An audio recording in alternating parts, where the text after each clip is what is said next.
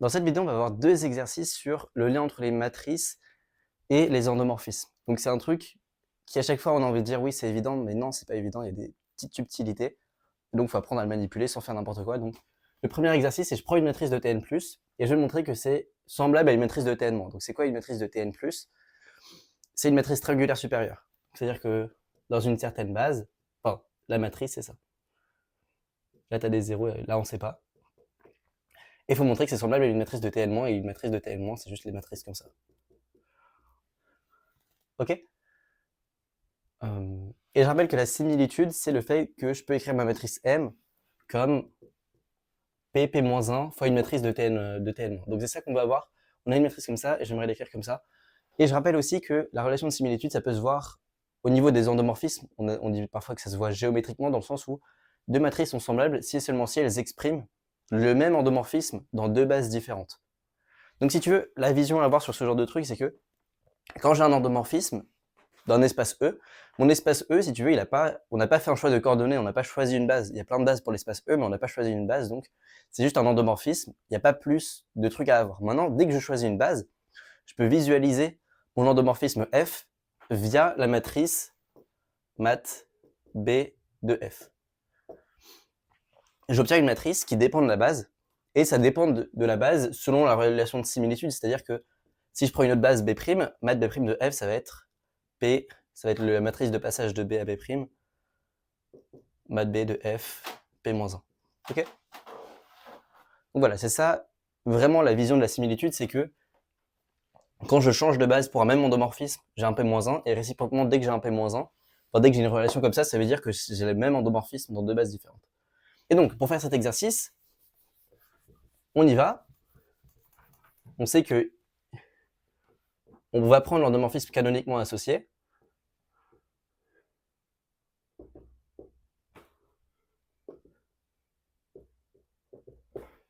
Je prends une matrice dans Tn+, je prends M, F canoniquement associé. Et donc ce que j'ai, je rappelle, c'est que j'ai, quel que soit I, F de EI, il est dans le vecte de E1 jusqu'à EI. C'est ça la définition d'avoir une matrice dans Tn+, c'est que l'endomorphisme canoniquement associé, F de EI, il est dans le vecte ici, parce que F de EI, si tu veux, c'est la IM colonne, et la IM colonne, elle s'arrête à la IM étape. Voilà, ok, donc on a cette condition pour tout I, F de EI, il est dans le vecte de E1, En, et ce qu'on regarde, c'est maintenant, si je prends la base, donc la base canonique c'est E1, En, que je vais appeler B. Maintenant, si je regarde la matrice B', enfin la base B', qui est égale à En jusqu'à E1, bah c'est quoi la matrice de F dans cette base?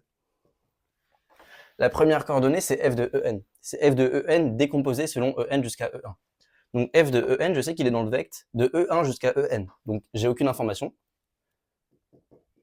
La première colonne, j'ai aucune information dans cette base-là. La deuxième colonne, c'est F de En-1.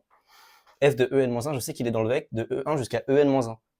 Et donc, quand je l'écris selon les coordonnées, donc je rappelle que quand on veut écrire un endomorphisme dans une certaine base B, ce qu'on fait, c'est que on numérote les vecteurs ici, et ensuite on numérote les coordonnées ici, et chaque colonne correspond à la décomposition de F de EI dans cette base-là. Donc par exemple, cette colonne, c'est la décomposition de F de En, le premier vecteur selon la base ici. Et comme F de En, on n'a pas plus d'informations que le fait qu'il est dans le vecte de E1 jusqu'à En, bah on n'aura pas le choix. Par contre, F de En-1, qui est la deuxième colonne, parce que j'ai changé l'orientation de ma base, F de En-1, il est dans le vecte de E1 jusqu'à En-1. Donc je sais que le coefficient sur En va être 0, et ensuite j'ai un truc, je sais pas ici. Et quand je continue, tu vois que F de En-2, ça va être dans le vecte de E1 jusqu'à En-2, et donc j'ai 2 0. Et voilà, et au final, j'ai trouvé une matrice triangulaire inférieure, ce qui était le souhait voulu, parce que je suis parti d'une matrice triangulaire supérieure, j'ai pris la matrice F, j'ai pris la fonction F, et j'ai trouvé une nouvelle matrice triangulaire inférieure. Une question que tu peux te poser, c'est qu'est-ce que c'est que cette matrice? Est-ce que c'est juste la transposée de la matrice? Est-ce que la nouvelle matrice qu'on a obtenue, qui était triangulaire inférieure, c'est la transposée? Tu vois, parce qu'on a commencé avec une matrice triangulaire supérieure, et que la transposée d'une matrice triangulaire supérieure, c'est une matrice triangulaire inférieure. Mais non, ça c'est pas la matrice, ça c'est pas la transposée. c'est pas la transposer en fait. Tu peux essayer de calculer, de voir un contre-exemple dans lequel c'est pas la transposer. Et en fait, par contre, c'est vrai que toute matrice est semblable à sa transposée, mais c'est beaucoup plus dur.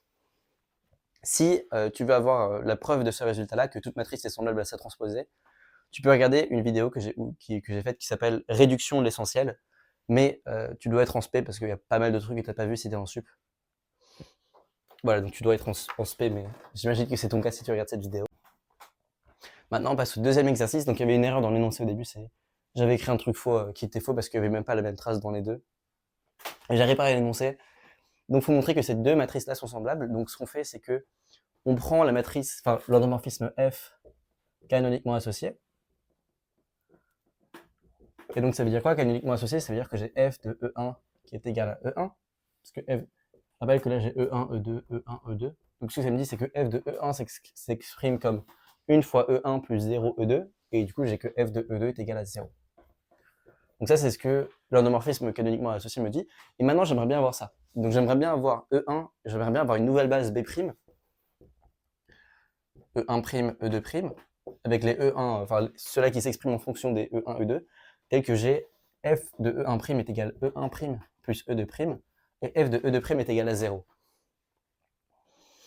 Et en fait, comme le fait que F de E2' est égal à 0, ça nous dit que E2' est dans le noyau de F, mais or, le noyau de F, il est de dimension 1, donc ça me dit que si je veux avoir un truc comme ça, je dois avoir E2' qui est égal à lambda fois E2, donc je vais juste prendre E2' égale E2 en fait. Je prends E2' est égal à E2. J'ai clairement F de E2' est égal à 0, et maintenant j'aimerais bien choisir un E1' tel que F de E1' est égal à E1' plus E2'.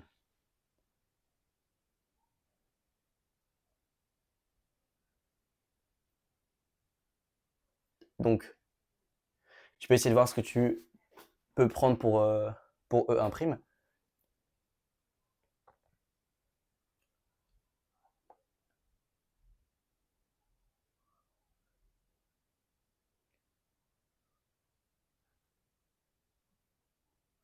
En fait, ce qu'on va poser, c'est E1' qui est égal à E1 plus lambda E2. Et ensuite, on va choisir lambda intelligemment pour voir comment ça marche. Et donc, ce que j'ai, c'est que F de E1', c'est égal à donc E1, parce que E2, il est dans le noyau, donc F de E1', c'est juste F de E1, et ça, j'aimerais bien que ce soit égal à E1 plus lambda E2 plus E2. Parce que j'ai envie d'avoir F de E1' qui est égal à E1' plus E2'. J'ai choisi E2' est égal à E2, donc il faut que j'ai E1 qui est égal à E1 plus lambda E2 plus E2. Du coup, ce qu'on pose, c'est lambda est égal à moins 1. Et voilà, on est bon. Ok, dans la base E1', E2', on a les deux conditions ici. Et donc, ça conclut. Donc, cette idée de similitude, il faut vraiment voir que ça représente le fait de représenter le même endomorphisme. Et il y a cette dualité entre endomorphisme et matrice qui se voit bien dans la phrase « Une matrice, c'est un endomorphisme plus une certaine base ». C'est aussi vrai, quand tu as une matrice et une certaine base, tu peux associer un endomorphisme. Mais il faut bien voir que quand on a exprimé une fonction f comme une matrice, ce qu'on fait tout le temps, il n'y a pas de mal, mais il faut juste se souvenir qu'on a fait le choix d'une certaine base, que ça dépend de la base par la relation de similitude.